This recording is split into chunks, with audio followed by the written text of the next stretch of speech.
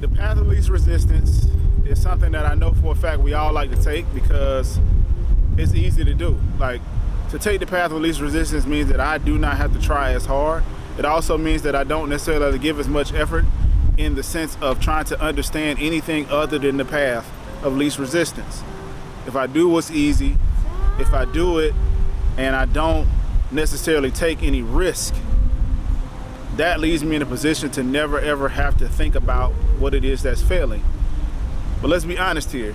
Taking the path of least resistance means that we fail even more because you never know what you don't know. You never know what you didn't experience, and you also never know what it is that you could do unless you put yourself in the position to do so. How many of you out here right now have something that you're taking the path of least resistance on, that you're not giving 100% to, something that you kind of halfway in, halfway out, you know what I'm saying? Like, how many out here right now could stand to forgive somebody for something, or stand to love somebody a little bit more, stand to call that person just checking in? Or how many of you out here right now can just stand to give a little bit more to yourself instead of taking the path of least resistance and ignoring it, hoping that it'll bypass you? I find so many men and women right now who have this great ability to turn a blind eye to the things that are important in their life. Turn a blind eye to the things that are important to, whether it be their wife, their husband, partner, whatever, in order to, I don't know,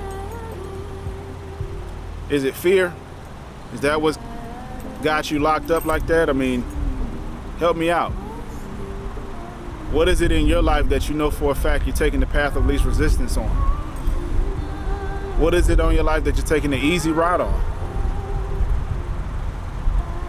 What can you give more to? Real talk. Like, what can you give more to? Like, what can you truly, truly do? I know a lot of you out there right now, and me included, there's something that we can do to give more to. Me, the challenge for me, path of least resistance for me, is to leave certain things for other people to do because I'm good at delegating responsibilities, right? Or finding ways to circumvent myself versus giving myself over to the thing so I can give myself to this thing. And so the thing I am avoiding is not spreading myself so thin. So what I've made a conscious effort to do in my life here going forward is to give myself to the things that are important and don't necessarily spread myself thin, but spread myself just right in those areas where I know, okay, I've given what I have to give here, let me go do it here, let me go do it here, let me go do it here.